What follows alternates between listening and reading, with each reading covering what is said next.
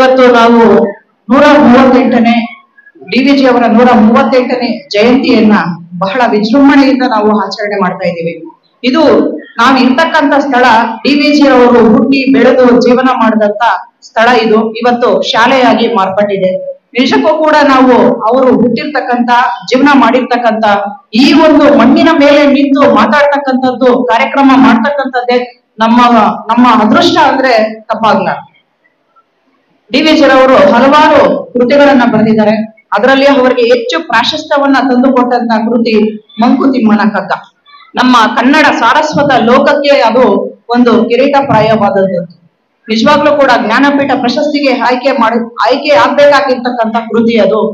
ಸರಿ, ಡಿವಿಜಿ ಅವರು ಹೇಳ್ತಾರೆ, ನನ್ನ ಒಂದು ಕೃತಿ ಮಂಕುತಿಮ್ಮನ ಕಗ್ಗ ಜ್ಞಾನಪೀಠ ಪ್ರಶಸ್ತಿಗೆ ಆಯ್ಕೆ ಆಗದೇ ಇದ್ರೂ ಪರವಾಗಿಲ್ಲ, ಯಾಕಂದ್ರೆ ಅದನ್ನ ರಚಿಸಿರ್ತಕ್ಕಂಥವ್ರು ಮಂಕುತಿಮ್ಮ ಅಂತ.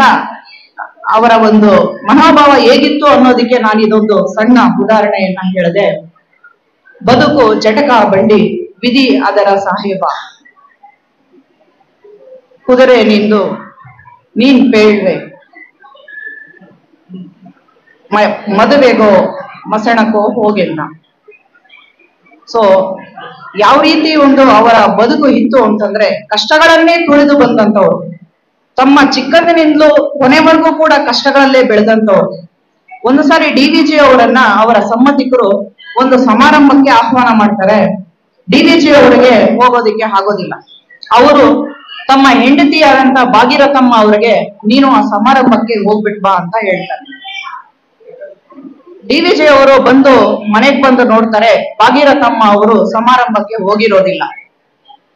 ಬಂದು ಯಾಕೆ ಹೋಗ್ಲಿಲ್ಲ ಅಂತ ವಿಚಾರಿಸಿದಾಗ ಭಾಗೀರಥಮ್ಮ ಅವರು ಹೇಳ್ತಾರೆ, ಕ್ಷಮಿಸಿ, ನನ್ನಲ್ಲಿ ಇರ್ತಕ್ಕಂಥದ್ದು 2 ಸೀರೆ. ನಾನು ಹುಟ್ಟಿರುವುದು ಒಂದು ಸೀರೆಯನ್ನ ಹುಟ್ಟಿದ್ದೀನಿ, ಇನ್ನೊಂದು ಸೀರೆಯನ್ನ ಮಹಡಿಯ ಮೇಲೆ ಒಣಗ ಹಾಕಿದ್ದೀನಿ. ನಾನು ಒಳ್ಳೆಯ ಉತ್ತಮವಾದ ಉಡುಪಿಲ್ಲದೆ ಸಮಾರಂಭಕ್ಕೆ ಹೋದರೆ ಅದು ನಿಮ್ಮ ಗೌರವಕ್ಕೆ ಧಕ್ಕೆಯಾಗಬಹುದು ಅನ್ನೋದಕ್ಕೆ ನಾನು ಹೋಗ್ಲಿಲ್ಲ, ಕ್ಷಮಿಸಿ. ಆದರೆ ಸೀರೆಯನ್ನು ತಂದುಕೊಡಿ ಎಂದು ನಾನು ಕೇಳುತ್ತಿಲ್ಲ, ನಾನು ಕೂಡ ಸ್ವಾಭಿಮಾನಿ. ಈ ರೀತಿ ಹೇಳ್ತಾರೆ.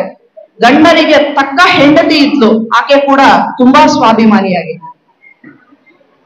ಡಿವಿಜಿ ಅವರ ಕಗ್ಗಗಳನ್ನ ಓದ್ತಾ ಹೋದ್ರೆ ಜೀವನದ ಪ್ರತಿಯೊಂದು ಸ್ತರದಲ್ಲೂ ಕೂಡ ಯಾವುದೇ ಸಮಸ್ಯೆ ಇರ್ಲಿ, ನಿಜವಾಗ್ಲೂ ಕೂಡ ಅದಕ್ಕೆ ನಮ್ಮ ಅಧ್ಯಕ್ಷರು ಹೇಳಿದಂಗೆ ಪರಿಹಾರ ಸಿಕ್ಕೇ ಸಿಗುತ್ತೆ.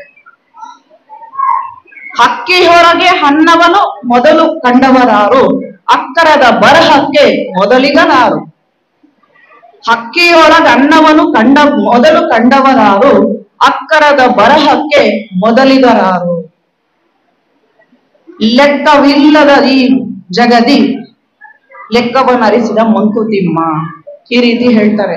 ನಿಜವಾಗ್ಲೂ ಕೂಡ ಡಿವಿಜಿ ಅವರ ಅವರು ಮೆಟ್ರಿಕ್ ಇದನ್ನು ಕೂಡ ಪಾಸ್ ಮಾಡದೆ ಹೋದ್ರು ಕೂಡ ಅವರಲ್ಲಿ ಇದ್ದಂತ ಅಪಾರವಾದಂತ ಜ್ಞಾನ ಭಂಡಾರಕ್ಕೆ ಪದ್ಮವಿಭೂಷಣ, ಪದ್ಮಭೂಷಣ, ಕೇಂದ್ರ ಸಾಹಿತ್ಯ ಅಕಾಡೆಮಿ ಪ್ರಶಸ್ತಿಗಳು ಅವರನ್ನ ಹರಸಿ ಬಂತು. ಮಡಿಕೇರಿಯಲ್ಲಿ ನಡೆದಂತ 18ನೇ ಕನ್ನಡ ಸಾಹಿತ್ಯ ಸಮ್ಮೇಳನಕ್ಕೆ ಅಧ್ಯಕ್ಷರು ಕೂಡ ಅವರು ಆಗಿದ್ರು. ಎದ್ದೆದ್ದು ಹೋರುತ್ತಿವೆ ಗುದ್ದಾಡಿ ಸೋತುಹಿಯೇ, ಎದ್ದೆದ್ದು ಹೋರುತ್ತಿವೆ ಗುದ್ದಾಡಿ ಸೋಲುತ್ತಿವೆ, ಗದ್ದಲವ ತುಂಬಿ ಪ್ರಸಿದ್ಧಿಯಾಗುತ್ತಿವೆ. ಈ ರೀತಿ ತಮ್ಮ ಪ್ರತಿಯೊಂದು ಸ್ತರದಲ್ಲೂ ಕೂಡ ಹೋರಾಟ ಅಂದ್ರೆ ಹೇಗಿರಬೇಕು, ಜೀವನ ಅಂದ್ರೆ ಹೇಗಿರಬೇಕು, ನೋವಿನಲ್ಲೂ ಕೂಡ ನಾವು ಗೆಲುವನ್ನ ಯಾವ ರೀತಿ ಪಡಿಬೇಕು, ನಮ್ಮಲ್ಲಿ ಆತ್ಮವಿಶ್ವಾಸ ಅಂದ್ರೆ ಹೇಗಿರ್ಬೇಕು, ಸ್ವಾಭಿಮಾನ ಅಂದ್ರೆ ಏನು, ಈ ರೀತಿ ಪ್ರತಿಯೊಂದನ್ನು ಕೂಡ ಅವರು ತಮ್ಮ ಕಗ್ಗಗಳ ಮೂಲಕ ಉತ್ತರವನ್ನ ಕೊಟ್ಟಿದ್ದಾರೆ. ಇವತ್ತು ಅವರು ನಮ್ಮ ಜೊತೆ ಇಲ್ಲದೆ ಹೋಗ್ಬೋದು, ಅವರ ಚಿಂತನೆಗಳು, ಅವರ ಆದರ್ಶಗಳು ನಮ್ಮೊಂದಿಗಿವೆ. ನಿಜವಾಗ್ಲೂ ಕೂಡ ನಾವೆಲ್ಲರೂ ಈ ಮುಳಬಾಗಿಲು ಮಣ್ಣಿನಲ್ಲಿ ಹುಟ್ಟಿರೋದಕ್ಕೆ ಒಂದು ಹೆಮ್ಮೆ ಅನ್ಸುತ್ತೆ. ಡಿವಿಜಿ ಅವ್ರು ಇರ್ತಕ್ಕಂಥ ಈ ಸ್ಥಳದಲ್ಲಿ ನಾವು ಕೂಡ ಇಲ್ಲಿ ಇದೀವಲ್ಲ, ಇಲ್ಲಿ ಜೀವನ ಮಾಡ್ತಾ ಇದೀವಲ್ಲ ಅನ್ನೋದೇ ಕೂಡ ಒಂದು ಹೆಮ್ಮೆಯ ಸಂಗತಿ. ಬಹಳ ಹೆಮ್ಮೆಯ ಮೌಲ್ಯಾಧಾರಿತ ಜೀವನವನ್ನ ನಡೆಸಿದಂತವರು ಡಿವಿಜಿ ಅವರು. ಬಹಳ ಸರಳ ವ್ಯಕ್ತಿತ್ವ, ಸರಳ ಜೀವನ. ನಂತರ ಅವರು ಪತ್ರಿಕೋದ್ಯಮ ಕ್ಷೇತ್ರದಲ್ಲೂ ಕೂಡ ಉತ್ತಮವಾದ ಸಾಧನೆಯನ್ನ ಮಾಡಿದ್ರು. ಮೈಸೂರು ಎಕ್ಸ್‌ಪ್ರೆಸ್, ಕರ್ನಾಟಕ, ಭಾರತಿ 1907ರಲ್ಲಿ ಮೊದಲನೇದಾಗಿ ಭಾರತಿ ಅಂತ ಒಂದು ಪತ್ರಿಕೆಯನ್ನ ಪ್ರಾರಂಭ ಮಾಡಿದ್ರು. ಆ ಪತ್ರಿಕೆಯ ಮುಖಾಂತರ ಅವರು ಪತ್ರಿಕೋದ್ಯಮ ಕ್ಷೇತ್ರಕ್ಕೂ ಕೂಡ ಕಾಲಿಟ್ರು. ಪತ್ರಿಕೋದ್ಯಮ ಕ್ಷೇತ್ರದಲ್ಲೂ ಕೂಡ ಉತ್ತಮವಾದ ಸಾಧನೆಯನ್ನ ಮಾಡಿದ್ರು. ನಿಜವಾಗ್ಲೂ ಕೂಡ ಈ ನಮ್ಮ ಕನ್ನಡ ಸಾರಸ್ವತ ಲೋಕಕ್ಕೆ ಕಿರೀಟವನ್ನೇ ಉಮ್ಮಡಿಸಿದ್ರು ಅಂದ್ರೆ ತಪ್ಪಾಗಲ್ಲ.